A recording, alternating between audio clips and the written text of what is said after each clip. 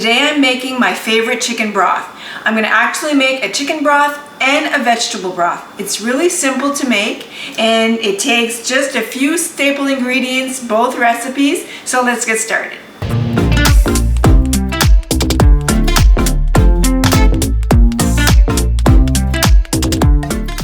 There's nothing better than having your own homemade chicken broth or vegetable broth to pop open when you want to make your favorite recipe or you want to make a soup or anything that calls for broth. Even if you don't usually use broth and you make a soup and you usually just put water, adding your homemade broth brings it to a whole other level. It is so good. And what's great about this is that you can adjust the spices, the salt, all the flavors to your likings. So it's really great to have your own recipe. If you only use a chicken broth to make like your favorite chicken stew, and you know that the favorite spice to put in that chicken stew is your summer savory, you can even make your broth with all those spices with that summer savory in it, and then when you make your chicken stew, you don't have to add all those spices again. Your broth, your base is ready to go. So lots of great uses for using your own homemade broth.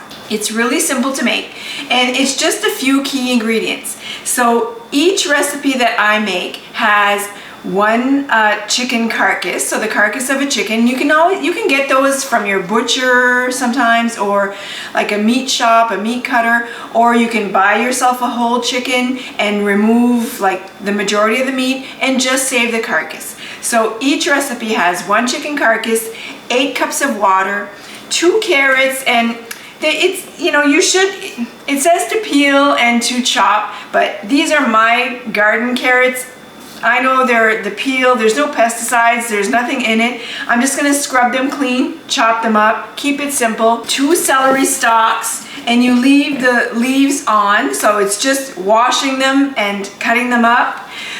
1 leek per recipe, 1 large onion per recipe, somewhere around 5 cloves of garlic, and then you add your favorite spices.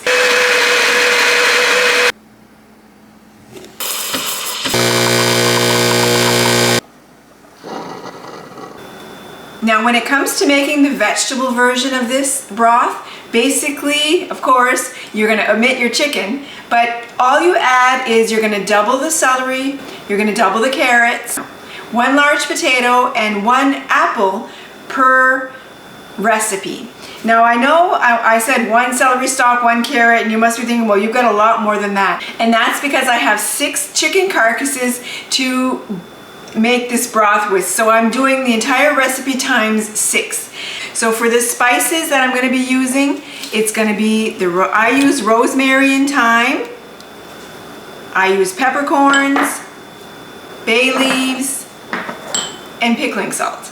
And the reason why I'm using the pickling salt is because I am going to be pressure canning my vegetable and my chicken broth. Don't worry, you don't have to pressure can this to preserve it. You can put it in your jars and you can also freeze it and it will be just as good. I just like the convenience of having it ready to go when I need it. And basically, in a nutshell, that's it. The most prep work that needs to be done is just to wash all these vegetables. The leeks, you need to chop them up and you only use the white part. You wash and chop them up because it can get a little bit dirty in between the layers of the leeks. So these really need to be washed well. The rest, it's just a quick wash. Don't even need to peel your onions. You just quarter them up. And we need to mince the garlic. And basically that's it. Throw everything in a pot and let it cook. The longer the better. So let's get going.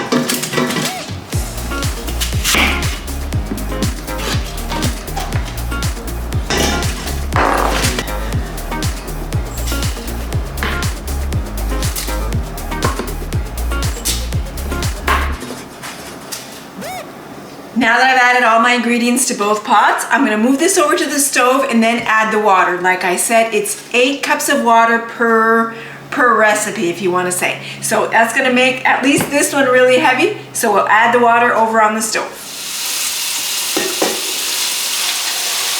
All right, now that we've added all the water to our pots, we're gonna start this boiling. I'm gonna really let this come to a boil, and then I'm gonna simmer it really low and slow for at least a couple of hours, 2 to 3 hours, just to make sure those chicken carcasses really cook down and get all the flavors from it, and just to make sure it has an amazing flavor. So the vegetable broth is done. I'm gonna let the chicken broth go a little bit longer since there's some meat in there. It probably boiled for a couple of hours. So now what I need to do is I need to drain the liquid or separate the solids from the liquid. And the way I do that is I'm going to put a cheesecloth inside of a colander that's inside of this big bowl.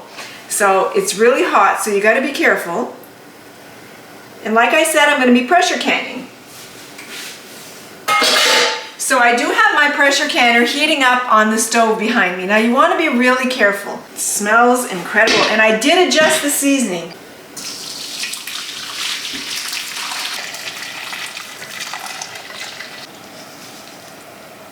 I'm going to be putting these in 500 milliliter jars.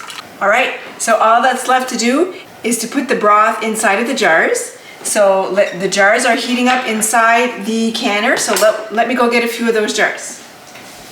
So remember, you always want to have your hot broth, your hot jars, and your hot canner to avoid any kind of breaking. If ever you're doing this in the evening and you don't have time to finish your project, no problem at all. Just pop your broth into the fridge, and the next day just reheat it, and then you can put it inside of your jars. It's just to be safe, and if you put your cold broth into your jars, you risk breaking your jars, and you don't want all that hard work to go to waste. So now let's transfer this over to the jars. You want to leave 1 inch headspace.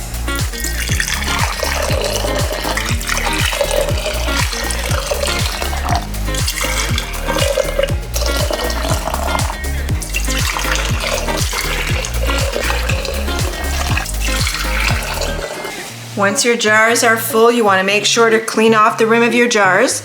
This is just vegetables, so you can do this with water, but when you're going to be doing your chicken broth, you want to make sure that you're using vinegar for this. The reason why you use vinegar with meat is because it helps break down any fat that would get on the rim and prevent your jars from sealing. So be sure to inspect your jars well. I found one where there was a little tiny chip in the top, and just that little tiny chip could prevent your jars from sealing. So, and then I'm going to place my hot caps on top.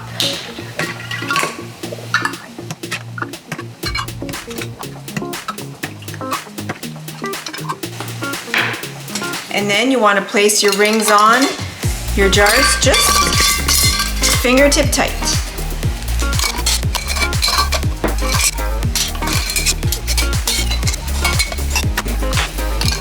Once all your rings and caps are on, then you transfer your jars over to your canner. I have all my jars in the canner, a little more than 1 full rack, and a little left over that I didn't have a full jar.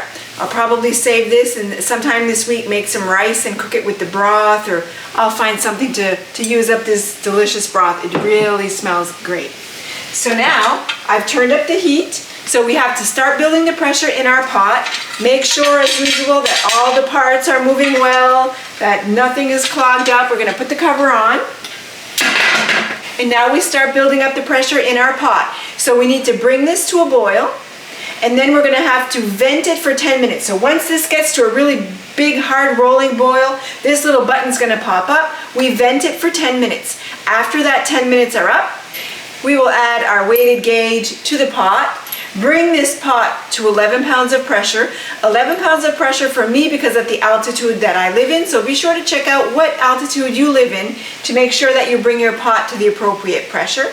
Once we have this brought to 11 pounds of pressure for me, I am going to process this for 30 minutes for the 500 milliliter jar.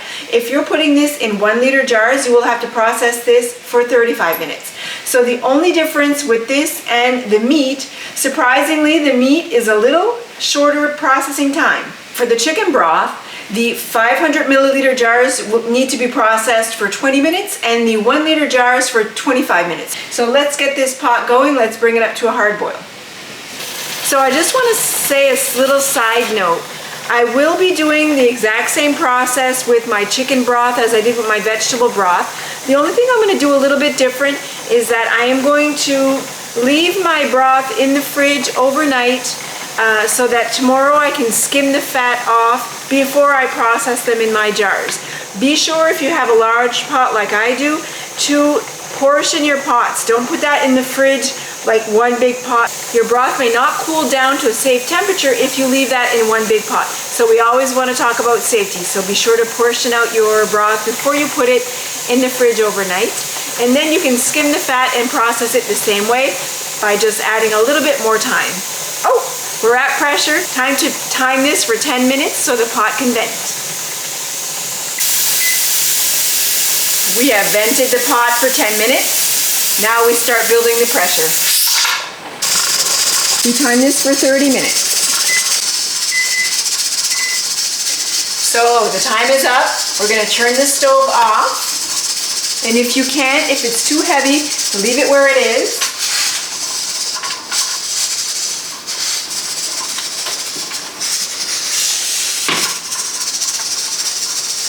So now we need to let this pot depressurize on its own. So what's going to happen is that the dial is going to go down, and when that happens, the pressure continues to descend, the button will drop, and once that button drops, we remove the weighted gauge, wait 10 minutes, and then we can open the cover. Don't try to go too fast. So the pot has depressurized, it's safe to remove the cover.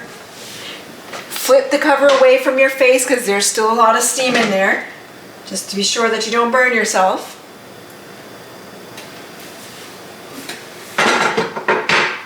And then you have to leave it for another 10 minutes before you can remove them from the pot. We are almost there.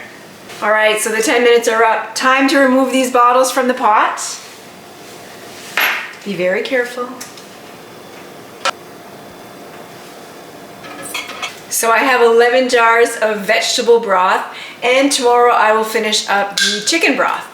So be sure to write on top what it is, because you won't be able to see the difference or tell which one is actually your vegetable or your meat broth. So be sure to write it on, and as well the year that you can them, because you may keep them longer than you think. Once the 24 hours are up, be sure to remove your rings from your jars. You wouldn't want to create a false seal if your jar becomes unsealed, and then to have your cover on and then it reseals, and that would make for a very unsafe product. I do hope you've enjoyed this video. I hope you enjoy my content. If you do, give it a big thumbs up, and be sure to check back again soon to see what other content I'll have coming out.